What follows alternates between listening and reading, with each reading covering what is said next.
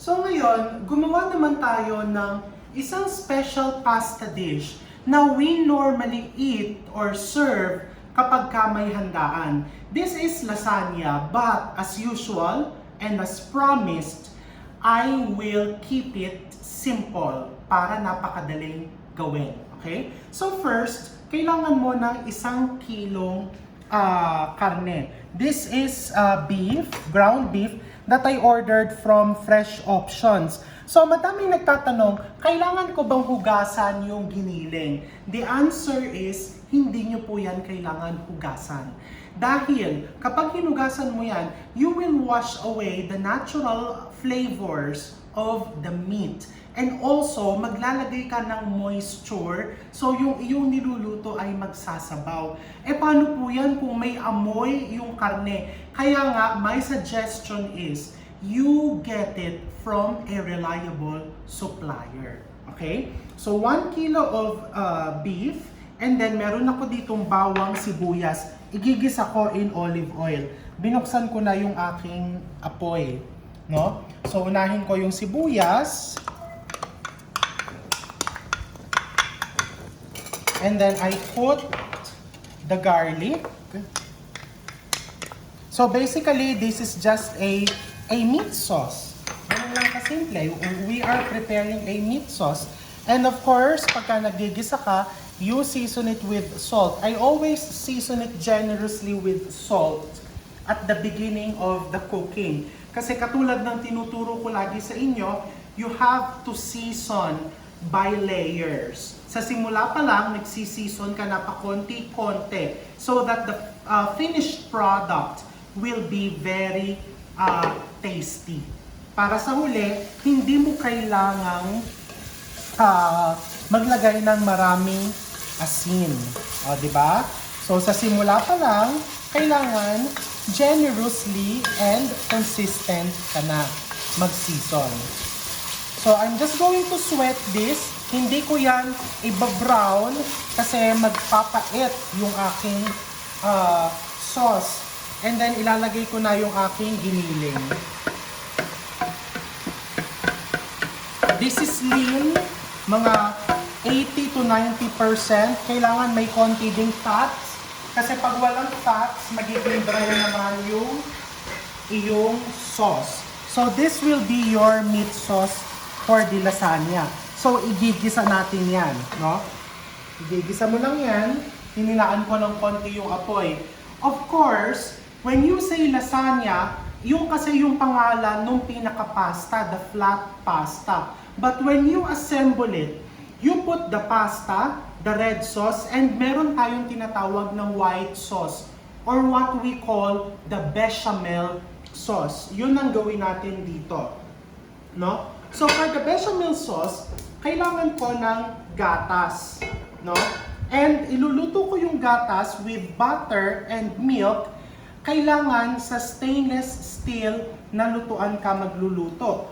Do not use aluminum because magdi-discolor yung iyong sauce pag nag-react yung gatas sa aluminum. So again, it's advisable to use stainless, pwede din na non-stick, or you can use something like this, the enamel coated. So I'm going to put my butter. Put your butter. Ito na yung ating white sauce or yung ating bechamel sauce. And then put your flour. Yung measurement po, nasa caption po ng video yan. Just in case, hahanapin po ninyo. Okay, so ito, ginigisa ko lang. No? Pwede mong pagsabayin yan. It will save you time. So, I'm cooking the flour with the butter. And then, meron ako ditong 1 litrong fresh milk. Ayan, pag nakita mo bumula na ng konti, naluto na ng konti yung flour, kasi kailangan medyo mainitan siya para maiwasan mo yung may hilaw na lasa ng harina, pwede mong ilagay na yung iyong fresh milk.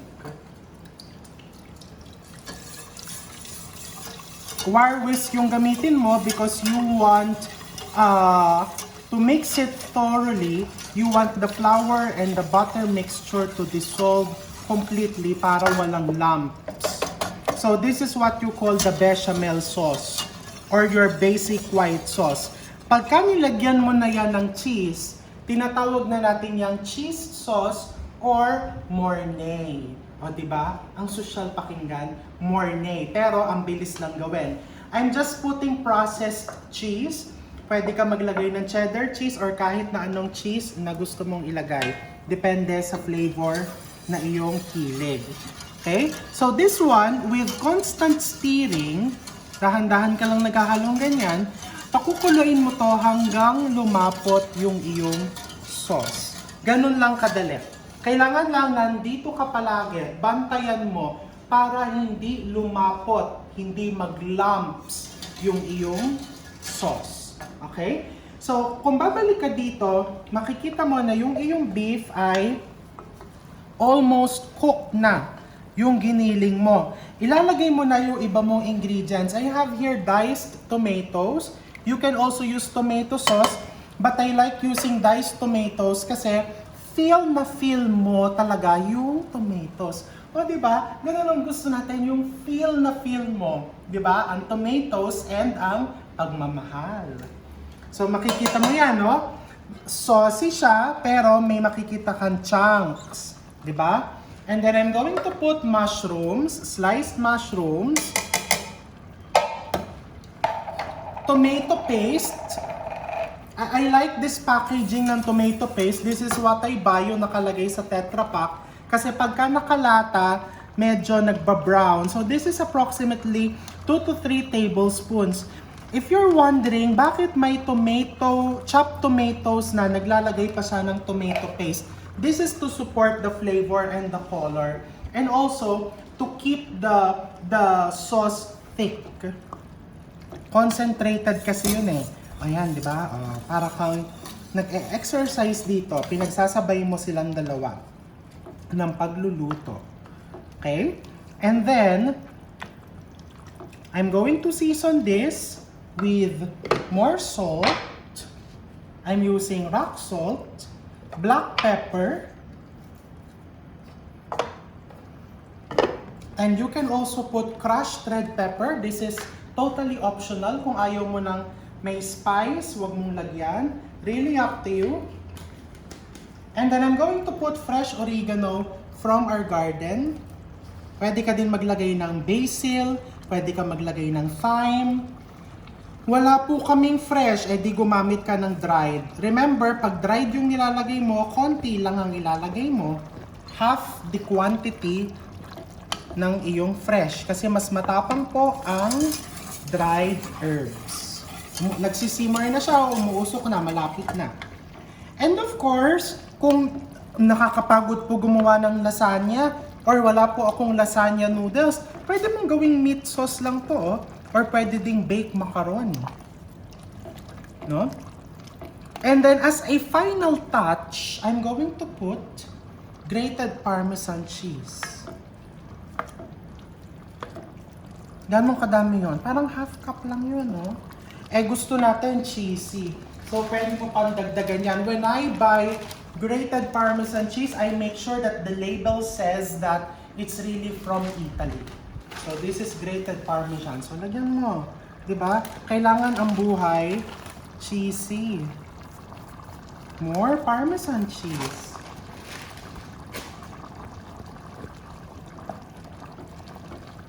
Look at that. Okay. Ang cheese po is a flavor enhancer also. It adds meatiness.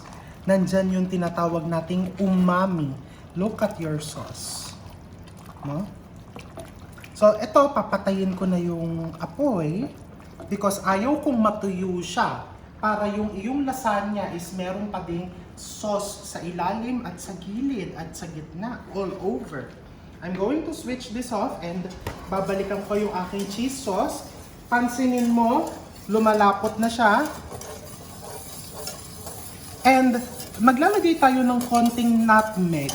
Ano tong nutmeg? This is a spice. ang ginagawa niya is ine-enhance niya yung flavor ng iyong cream sauce, no? Para matanggal yung umay and magkaroon ng added aroma. Hindi mo masyadong mararamdaman yan, pero this is just a supplemental flavor, no? May mga ganon, di ba? Sa buhay natin, hindi mo sila masyadong nararamdaman, pero ang laki ng kagandahang dinadala nila sa buhay natin. O di ba? Minsan, yung mga ganyan ay friends or people around us na hindi natin masyadong na-feel, especially during this time na may pandemic, para lang silang nutmeg ng buhay natin.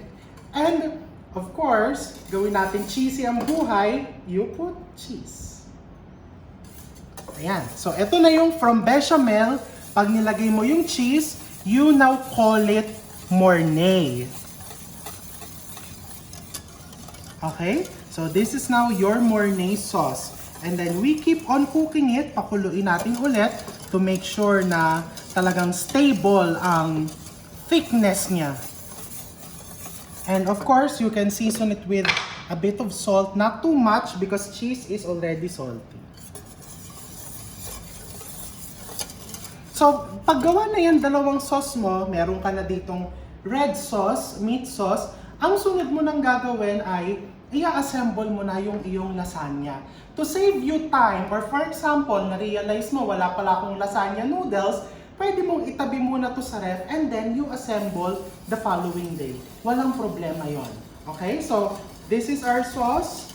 Meron ka ditong white sauce, the Mornay, and then you have your meat sauce. Next natin gagawin, i-assemble na natin yung ating lasagna. So now, it's time to assemble the pasta. Meron ako ditong lasagna noodles na pinakuluan namin following the instruction of the packaging. So, medyo mas mahaba siya ng konti kanina. Kinat ko lang siya according to the size of my pan. This is 10 by 7 disposable aluminum pan. But you can use whatever size and type of pan na gusto mong gamitin. Basta kasya sa loob ng oven mo, or I'm sure wala po akong oven, this one kasyang-kasya dito sa turbo broiler. Okay? So now, to assemble it, it's very simple. No? Kumuha ka muna ng konting sabaw from your meat sauce, ilagay mo sa ilalim to keep the pasta dish moist. No? And then, you put some meat, and then, mag-layer ka na ng iyong pasta. Mga 3 pieces yan. Magkaiba po ang kulay niyan, pero pareho lang po sila. I think this is whole wheat. And then, you put meat sauce. Actually, ito ay nasa sayo to. Kung paano ka masaya dun sa layering, gusto mo magka-layer yung meat sauce, white sauce, puro meat sauce, and then pasta, white sauce, nasa sayo yan. Basta ako, I always put more cheese. Kada layer. No? And then you put the white sauce. O, diba? And then one more layer.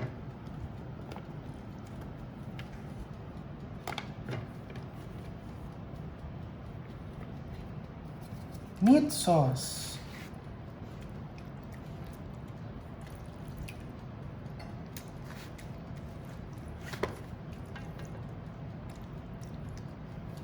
White sauce. Ang dali lang, di ba? So, akala mo nung una, naku, parang time-consuming, mahal. Hindi. Ikaw lang ang minamahal at ikaw ang nagmamahal.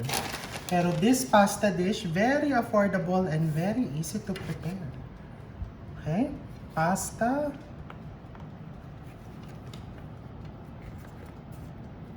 And then one more layer. Dalawa pong ganitong kalaki yung kanyang magagawa. And this is very ideal kasi actually ang lasagna is mabigat na mabigat po yan sa tiyan. So pag nagpa-order ka for a small family, tamang-tama lang po yung ganitong size. White sauce. And then the cheese. Ang ginagawa din po kasi ng cheese is, yan yung parang nagpapadikit doon sa mga layers mo. So, very important then that you put cheese per layer. And then last layer of the pasta. Yung akin pong pasta, kalahating kilo po yan per recipe. And then, pinakauli, white sauce.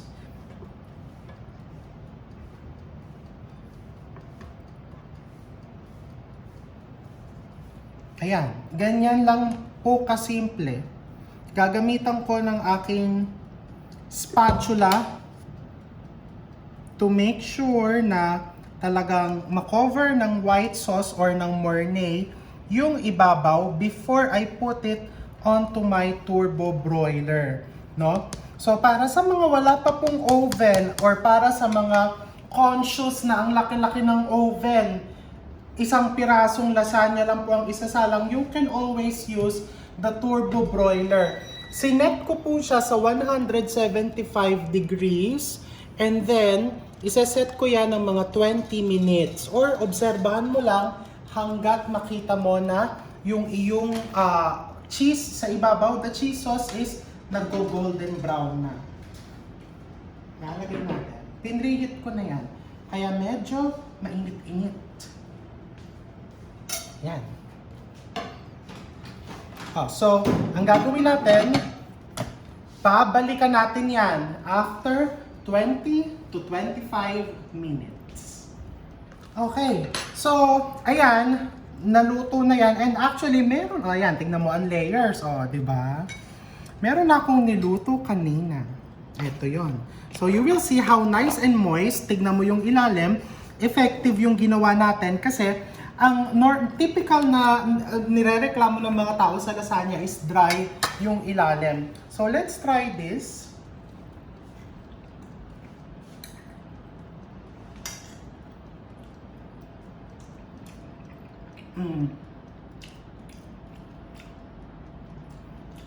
Surprisingly, kahit na ang dami natin nilagay na cheese and meat, hindi siya nakakaumay. Nandun pa din yung perfect balance as usual. Okay?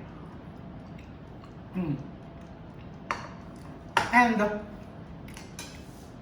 what I have learned nung tinetest ko tong recipe na to is you just want to bake the lasagna until yung ibabaw niya is mag-brown ng konti and mag-melt yung cheese. Do not over-bake it.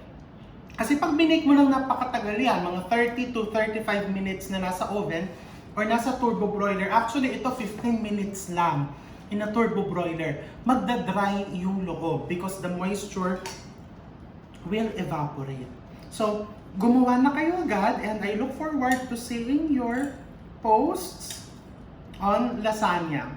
Happy weekend!